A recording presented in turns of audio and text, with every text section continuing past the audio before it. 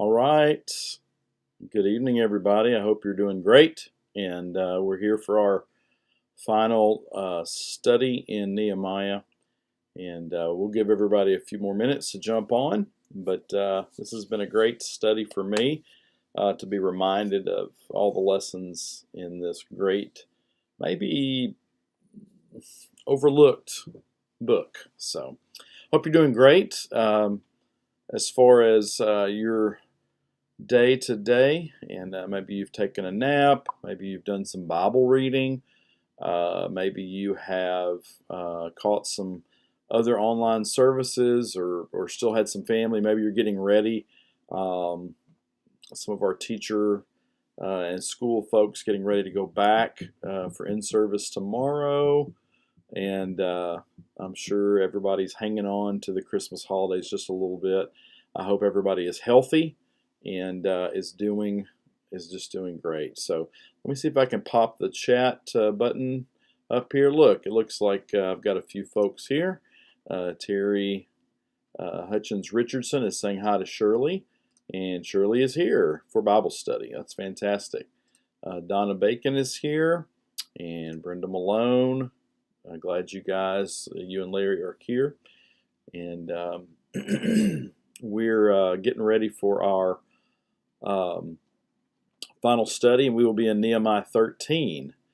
Nehemiah 13, and so I believe everything is working. I've had several folks comment on the Facebook page, send me a text, whatever, about the 1 year Bible in 1 year plan. I'm going to put that invitation back on Facebook again. I'll also put it on our main Facebook page, not just that group. I think what has happened was that once the plan started on January 1, that at that point maybe it was locked. You were locked out if you went through that old link. But you can go through a new link, and I'll put that on there later this evening when we're done with class. And we've got over 40 people, I think, reading. Some are not connected to the group because they're, as Jeff said today, kind of connected to paper. And I'm going to go ahead and put that on our Facebook page as well when I get to that this week. I may just do that month at a time so that you kind of know where we're reading. And so anyway, that will be the plan. And I'm just so pumped about kind of helping us all get through that. I did that, for the first time that I actually went cover to cover, I guess. Was that 2019? And I do believe I have been through the entire scriptures, either in studies or graduate school or whatever, but I've never gone, pretty much from cover to cover, at least, Old Testament, New Testament, side by side like that. And so it was a really good experience, and I'm excited that so many of you guys are starting out the new year doing that, and there will be some bumps in the road for sure.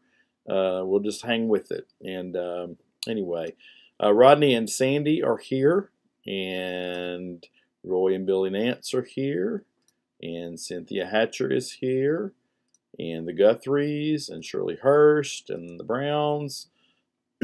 So glad you guys are here. Looks like we've got about 28 viewers. I'm sure it's more than that, with some of the viewers being, couples. And so anyway, I'm thankful for that. All right, my clock says 5 o'clock. And so I want us to go ahead and get started. Beth Doss kind of throws in a comment about the Bible reading. We're reading, but chronologically. Absolutely. And I talked to Norman Kennedy earlier in December, and he was going to doing a different version. Sometimes we have our go-to, King James, NIV, whatever. You might try American Standard or New King James or the Message or something, anything to kind of get you into the Word and kind of help us as we do that. So Sarah Roberts, glad you're here.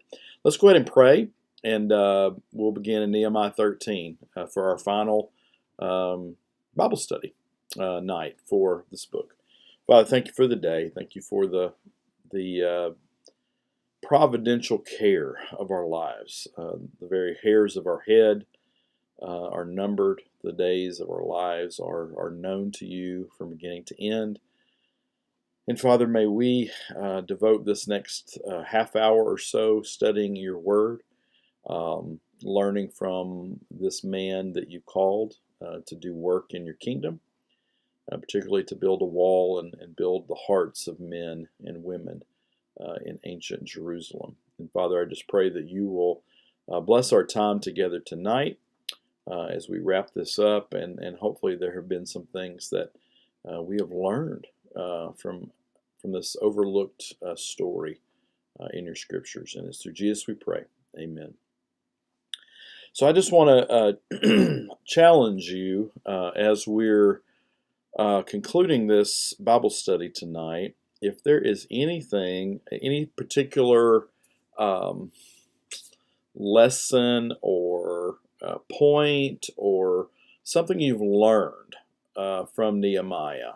I'm not begging for compliments. That's not what I mean. What was your favorite thing I said? That's not what I'm saying.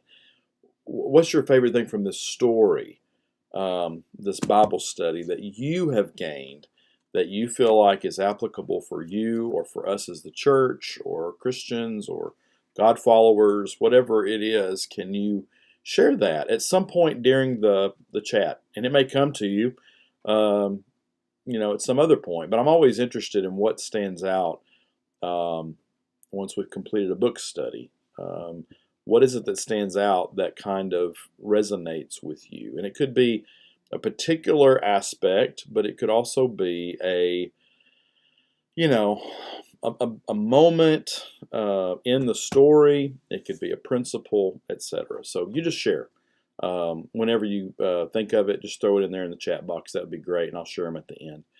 All right, the Hutchins are here, so let's go. Let's go. All right, Nehemiah 13. Let me switch over here to my...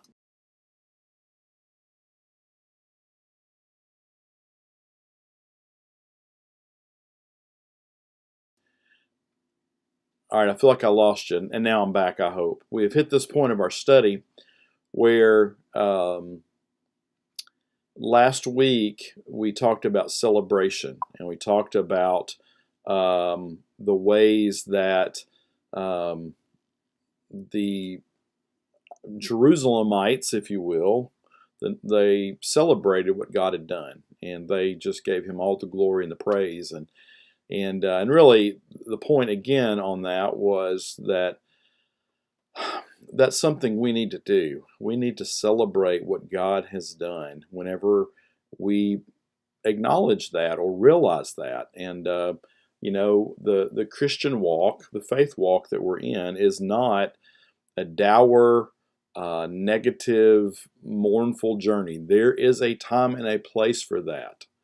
That's not what I'm saying, but I'm saying that too often it's all the other and not enough celebrating what God's done. And so we hit that point in chapter 12, and then I teased it at the end and said it seems like the perfect place to end the Nehemiah and wall rebuilding story, right? You have this high moment of praise and celebration, and he just had led so beautifully.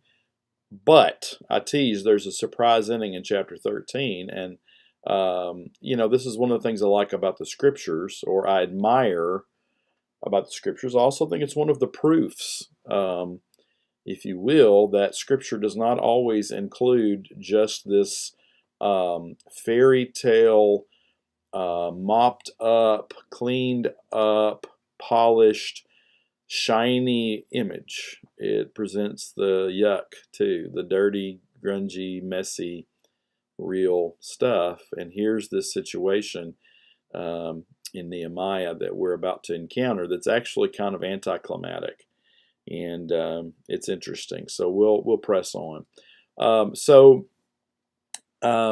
The task of strong spiritual leadership, and this is not all of them. There were several before we discussed the encouragement task, but we ended last week, again, I won't go through all these, with celebrating group successes. And this week, we're going to talk about staying focused on God's mission. And we're going to see Nehemiah's incredible, hyper sensitive focus, and we're going to have a negative example of that, of not staying focused. So, and then here's kind of the overriding point. God seems to be, and is, I think, more interested in the wall builders and their hearts than the actual walls they built. And I don't know about you, but doesn't that seem to be true, that most of the story has not been about the actual wall? The wall is the setting for this, and that's what caused all of this. But he takes an extreme interest, the storyteller, Nehemiah, and God, in the people and where their hearts are, and confession and discouragement and so on and so forth. That's his focus. And so, as we wrap this up, just remember that God is more interested in the wall builders and their hearts than the actual walls they built. I mean, couldn't he have just snapped his finger, just like they marched around Jericho those 7 times and the walls fell down, that week of marching, and they fell down? Couldn't he have done that in reverse and just had them pop right back up in Jerusalem? Well, sure he could have. He could have chose the mode or the way he went about that, but he didn't. He said, you guys are going to rebuild. And so, but he was more interested in the people, the builders. So let's keep that in mind as we press forward here in Nehemiah 13. All right, let's read this together. On that day, the book of Moses was read aloud in the hearing of the people, and there it was found written that no Ammonite or Moabite should ever be admitted into the assembly of God. Okay, those were neighboring peoples, the non-Hebrew peoples. Moab, particularly, I believe, those might have been the descendants of Cain. I'm not sure about that. Or Esau, maybe it was Esau. It was someone, but those were the descendants, and they were not, they had intermarried.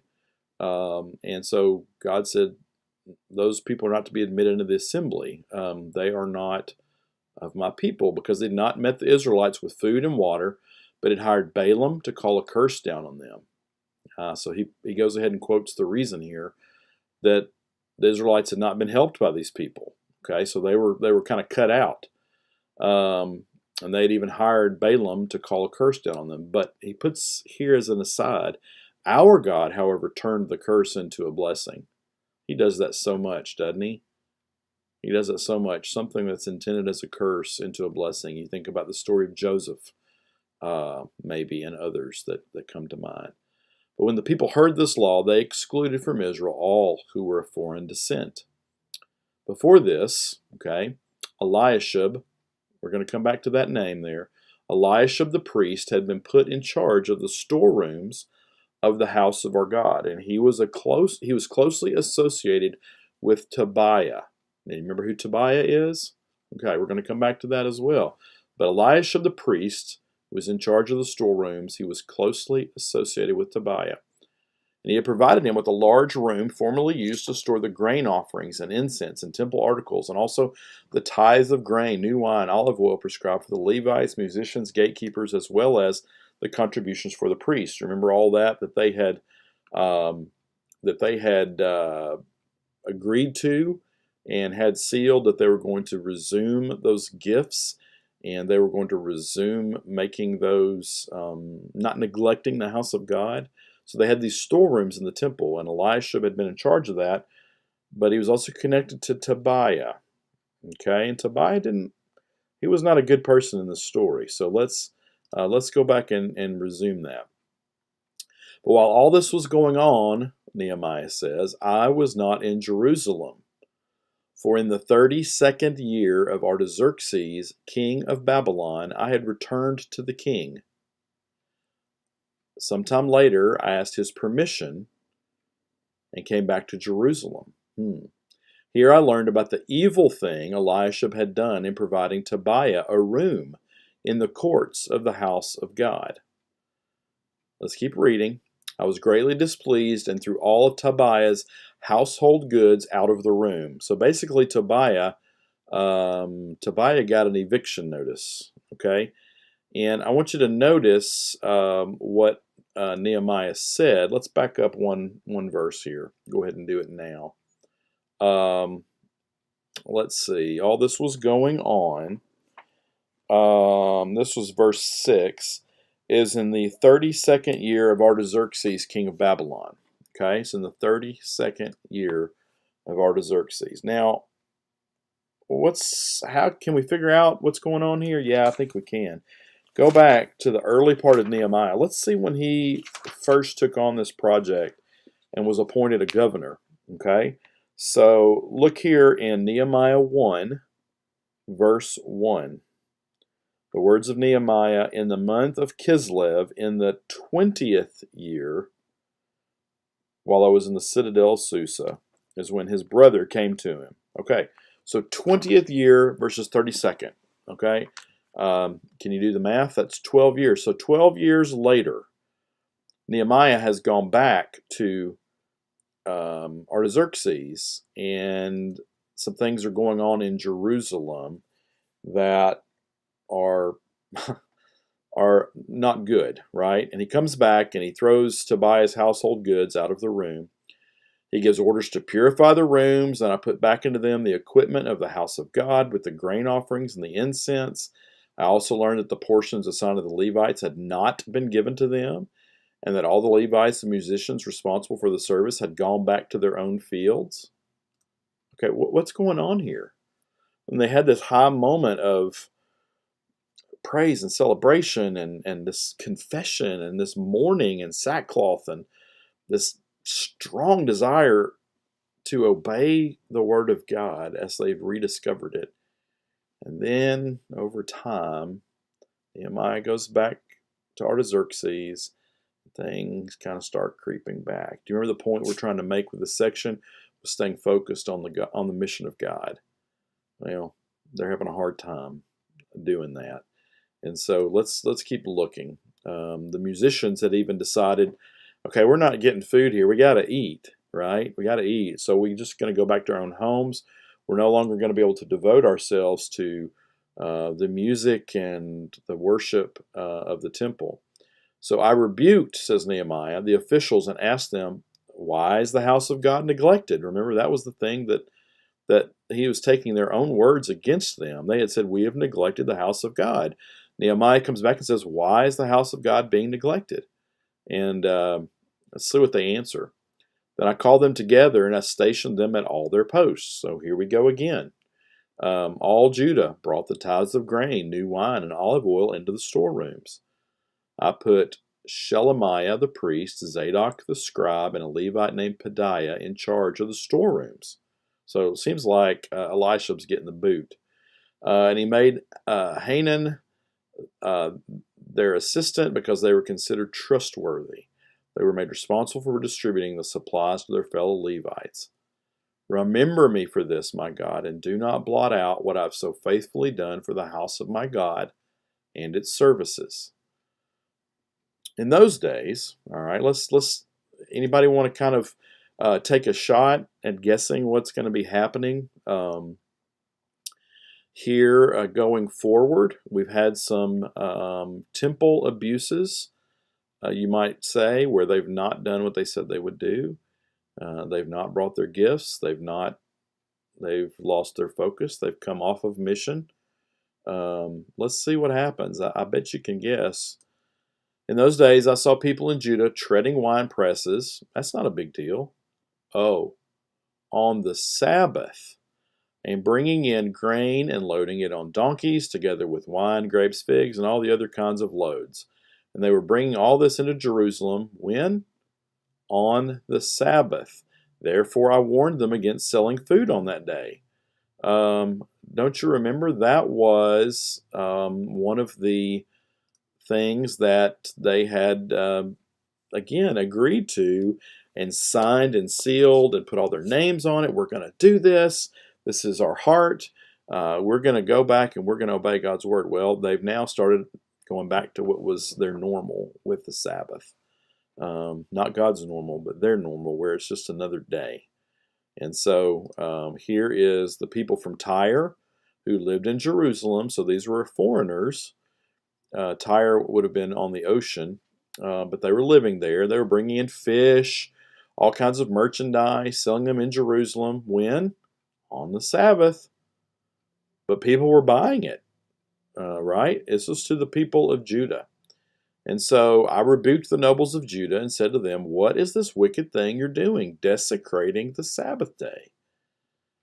Didn't your ancestors do the same things? I mean, Nehemiah here is reminding them that, look, this is what got us in trouble before. This is why we are in exile. This is why the walls were torn down. So that God brought all this calamity on us and on the city. Now you are stirring up more wrath against Israel by desecrating the Sabbath. When evening shadows fell on the gates of Jerusalem before the Sabbath, I ordered the doors to be shut and not opened until the Sabbath was over. I stationed some of my own men at the gate so that no load could be brought in on the Sabbath day. Nehemiah is a smart guy. He's wise. He's like, all right, I'm going to solve this problem. I'm going to close the gates. And so nobody's getting in. I'm posting some guards. We'll take care of the Sabbath problem, at least on that end. The people's hearts, well, that's another issue. But we're going to take care of this flow of fish and wine and oil and goods, and it just being another work day. No, that's not what God called them to. Okay, in the Old Testament law, that's not keeping the Sabbath holy. So let's see where we're at here.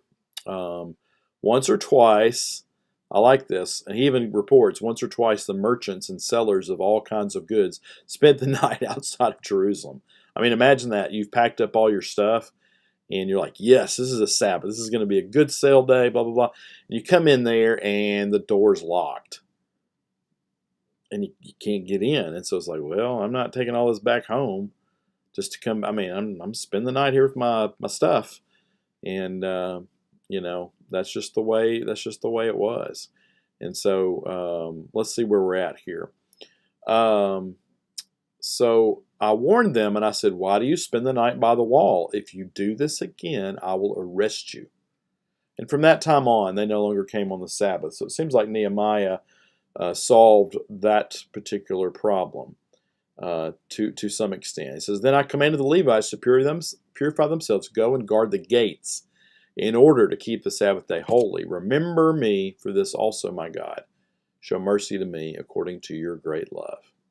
Nehemiah wants to be remembered for that.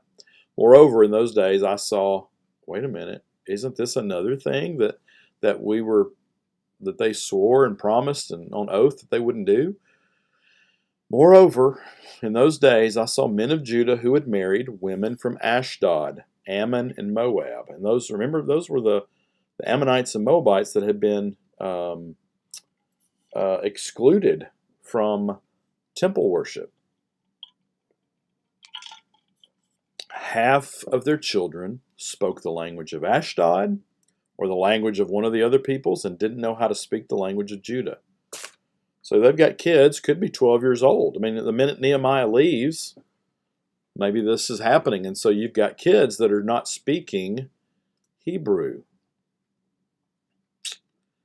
They're not part of the culture. What defines a culture? I mean, common language, customs, foods, traditions, etc. There's several other things, but language might be the most. In fact, it's an important one if you go back and think about the story of Babel and the thing that God frustrated and mixed was the languages. And here's a situation where they're supposed to be keeping their kids, they're not supposed to be intermarrying, and they're supposed to be keeping the Israelite and Hebrew faith and keeping it within their culture, but they're not. They're mixing with groups that worship false gods, and they've adopted those cultures, and they're like half Jewish faithfulness and Israel and following God and Yahweh, and half the gods of Ashdod. And I mean, that's crazy. You can't do both. That's not right. Thou shalt have no other gods before me. And so this is kind of what's going on, and this is pretty rough right here. Nehemiah says, I rebuked them, called curses down on them. I beat some of the men. Wow. Pulled out their hair. Double wow. I made them take an oath in God's name and said, you are not to give your daughters in marriage to their sons, nor are you to take their daughters in marriage for your sons or for yourselves. So you have all these compromises going on, and Nehemiah continues to kind of point them back to God's vision. Was it not because of marriages like these that Solomon, king of Israel, sinned? Oh, that was commonly understood after the reign of Solomon, that his downfall was all these intermarriages.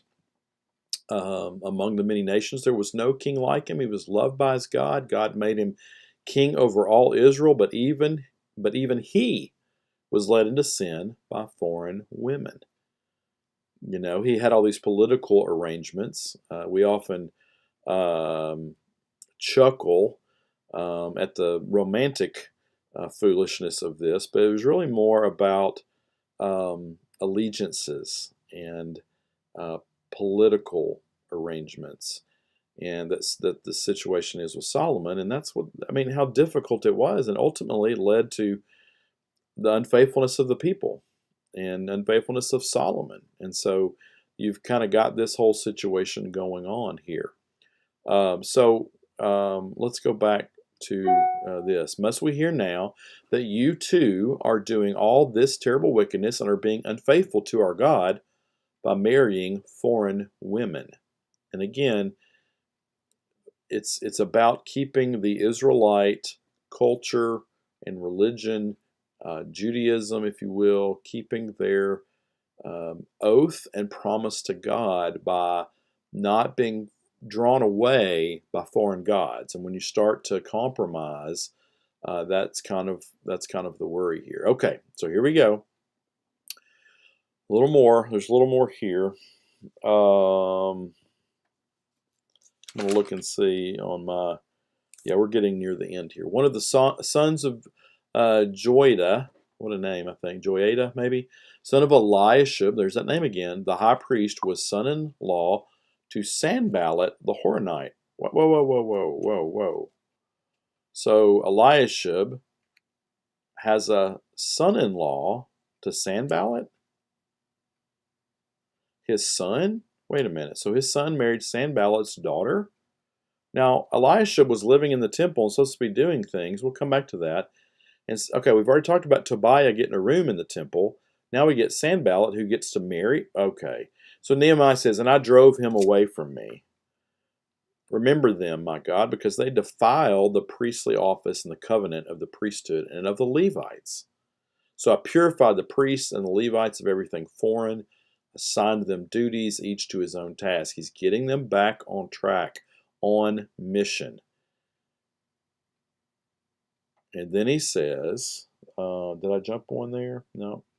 I also made provision for contributions of wood at designated times. Remember, we talked about that how they had this kind of schedule of bringing wood for the altars and for the sacrifices at designated times, and for the first fruits, the first of your crops, not the last, the leftovers, the squished, the rotten, but the best. And so he got this set up again, and then he again says, remember me with favor, my God. So anyway, that's the end of the reading of 13. And don't you see what I mean by what a strange and unusual twist? Man, why not? If it's a story and you're going to leave off at the happy ending and the high point, let's stop at chapter 12. Right? The big celebration. That's when we end. Not chapter 13, and it's almost like a postscript. Like let's check back in later with what's going on. And 12 years after Nehemiah has left, and he comes back, and I'm guessing he expected to see things running smoothly, and they had lost the vision and the mission of God, and he had to set it back up again. This is we got to cleanse the temple, cleanse the priests, get the things organized. Everybody's got a job. Kick these guys out here that have defiled things. Guys, close the gates for the Sabbath. All right. So the mission has been forgotten. A lot of times in businesses you hear talk about vision leakage. People kind of forget, why is it we're doing this? And why was this important? And you have to always keep that mission and vision up front. And Constantly remind and stay on focus. What are we doing? And that happens to churches too. It happens to families. It happens to employees. It happens to ministers. It happens to teachers. It happens to anybody. You can lose track of what it is we're supposed to be doing, especially in this case as we're talking about God's vision. And that was Nehemiah's task. So let's take a run at this from a sideways look. And here's Margaret Anthony. Let's go ahead and hit this while we're here. Margaret learned that Nehemiah didn't let others stop him from doing God's work. That's right. He was relentless. What a bold, strong leader. And Dorothy echoes that. That's important for us. Thank you, guys. Anybody else have any Nehemiah lessons or principles or thoughts? Throw them on there so that we can look at them at the end of our class. But let's proceed here quickly. And there's going to be a couple of different ways to look at this. I want you to see two different hearts here. One is Eliashib, and one is Nehemiah. And Eliashib was mentioned earlier. Let me flip my notes here. Was mentioned earlier in chapter 3, verse 1. Okay. And he's mentioned in the middle story there about the room that Tobiah was in. That's that 13, 4 through 13. And he's mentioned again in 13:28, right there about his grandson being married to Sanballat's daughter. Let's look at the 3:1 and 13:28. We won't go back and review the whole incident with Tobiah getting evicted. There, that middle scripture. But let's look at these next ones. And this is a positive thing. So when they began the work, Eliashib, the high priest, and his fellow priests went to work and rebuilt the sheep gate. So the priests are working. The fellow priests are all there. They dedicate it, set its doors in place, building as far as the Tower of the 100, which they dedicated, and as far as the Tower of Hananel. Okay? So Eliashib was putting his shoulder in there with everybody else. They were working. Let's rebuild. And then you have this incident with, after Nehemiah's left, quote unquote, back to normal, where things are just off the chain. And then you have this last mention here in Nehemiah 13:28. One of his sons, actually to be a grandson, right, was married to Sanballat's daughter. And again, you recall Sanballat and Tobiah were awful. They were so discouraging to Nehemiah and the workers, and they were the ones trying to kill Nehemiah and spread rumors and fear. And then Elisha the priest was buddying up with them. This is not good, and I guess I understand it because it seems like he's a mixed bag. He's got some good things that he did early, and then he kind of fell away at the end. But let's think about this for a second. Hopefully you can see this picture here, this map. This is a map of Arkansas, and it's interesting. When I was a child, my parents took my sisters and I on a trip to Memphis, and we were so excited to be in Memphis. We had lived in Alabama and South Carolina, but also Tennessee, and we had been around, and they decided to take us to Memphis, maybe for the zoo or something. I don't recall, but we were so excited because my dad said, "Let's go to Arkansas too." And we're like, "What's Arkansas?" And he basically drove us across the bridge, and we were in Arkansas, and we turned around and came back to Memphis. So that was my first experience in Arkansas. Now, I could say, yes, I know Arkansas, right? I saw the Mississippi River, some of the flat farmland, maybe, I don't remember. This is, 45 to 50 years ago. But anyway, I've been to Arkansas, but am I really aware? Do I know Arkansas? Well, let me give you a contradicting illustration. Later on in 1987, I moved to Arkansas to become a student at Harding University. I lived there 9 to 10 months out of the year. One summer I stayed there. I met people who were from Arkansas who were natives. I went and saw sights. I ate there. I slept there. We camped out there. We traveled around. We went to ball games. I met my wife in Arkansas. She is from Arkansas. She's a native. We now go back to Arkansas prior to COVID annually, more than annually, usually. So for the last 25 years, we've gone back to Arkansas multiple times a year. Okay, now I would say now I know Arkansas. Now, technically, both of those are true.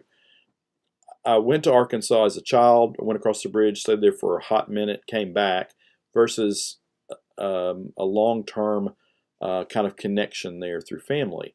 Both are true, but it's interesting. I would say that I really only know Arkansas from about 1987 on, not from my childhood in the 1970s. Now, it's interesting, that's kind of the difference of what Eliashib has done, I think. He's kind of dabbled in Arkansas. He's kind of dabbled his foot with Nehemiah's reforms and said, maybe I'll build a wall, and it's kind of drifted away, and I'm kind of doing my own thing, and let's get Tobiah a room, and I'm going to stay connected politically to these other significant people. Versus, I'm bought in. I'm committing to Nehemiah's reforms, the things that I signed, the things that I espouse and believe in, and promote, and teach, and lead. And he clearly had a divided heart. Clearly, I think when we encounter him in this period after the initial wall building. And so, I guess I just encourage us that's not God's intent, and that's what happened with the people, and he's very representative of that. That whatever is good at the moment, that's what I'm going to do. Whatever is expedient, prudent, beneficial to me, that's what I'm going to do. I'm going to play the part. I'm going to play religion, and when it becomes too difficult or not as attractive or beneficial to me, I'm going to drop it. I'm not truly going to get to know the God of whom I serve. And so it's interesting. We have that dynamic with Eliashib. Now let's contrast that with Nehemiah and a couple of key things that he says. And by the way, I see Dorothy Fox says, that's funny. As children, Daddy did the same thing. Yeah, absolutely. You have a chance to go to another state, you go across the line, right? Or you go to Lookout Mountain and you see 7 states or 4 corners or whatever it is. That's very very normal. So, but my point is, and I think you get it, that there's a difference between driving over a state line and living and knowing a place or a thing. So let's look at Nehemiah's heart. And the key word I want you to hit here is remember. I'm going to do this quickly. But he says it 4 times in this last, 17 verses, I guess. Remember. And let's run through them together really quick. Remember me for this, my God, and don't blot out what I've so faithfully done for the house of my God and its services.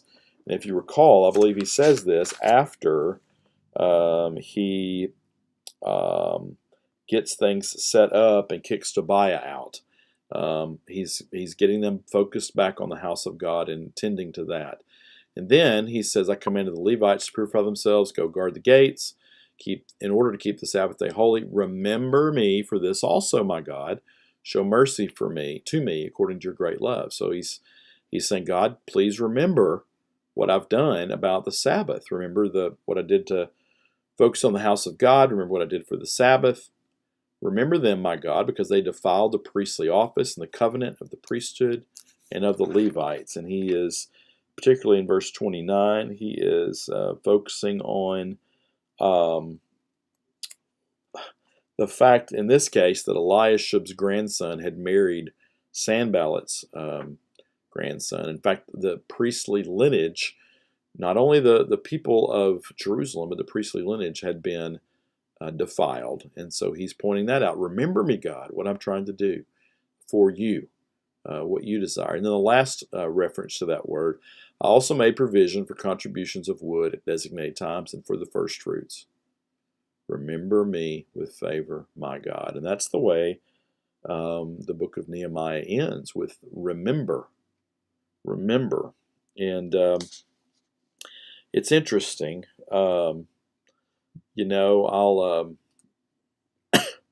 go back here for just a second. It's 5:36, so try to tie a bow on this. But Nehemiah, I think, is interested in his legacy at this point, that he wants God to know, I've tried.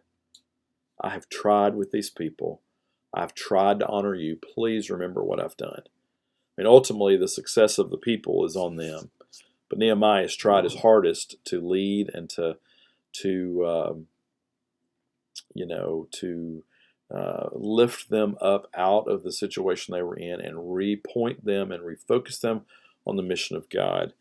And he's that last line, remember me with favor, O God. I mean, what a for those of us, and I don't know that this I don't believe this to be Nehemiah's final words or utterances before death, but it's interesting. It's kind of like, I'm praying that God will remember me for what I've tried to do, remembering me with favor. And I just got to wonder, did he ever look back and think, man, what would have happened if I had never walked through that door and asked Artaxerxes, I'm distressed because of my people are in ruins. The land the city where they're living is in ruins. This is an incredible journey that he's been on to rebuild and to infuse the people and to lead them. And I don't know. It's just there's something fitting about the way he ends this with "Remember me with favor," and then let that be my legacy. So.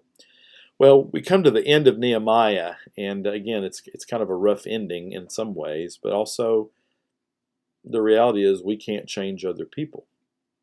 We can lead them, and we can do the best we can, and ultimately we must throw ourselves onto the grace and mercy of God and just say, remember what I've tried to do. In the case of the Christian, please remember Jesus. Don't remember me and what I've done or my sins or my shortcomings.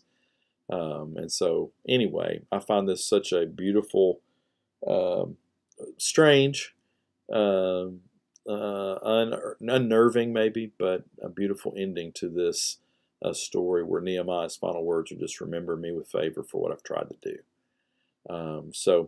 I don't see anything else in the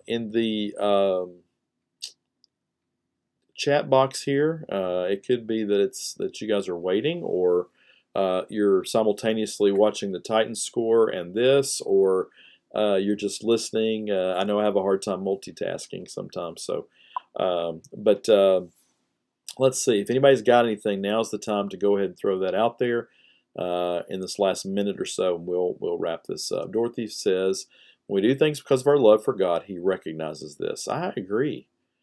Are we to judge Nehemiah for success or failure in this case? I mean, it's easy to measure things. We like to measure things. That's okay. That's normal.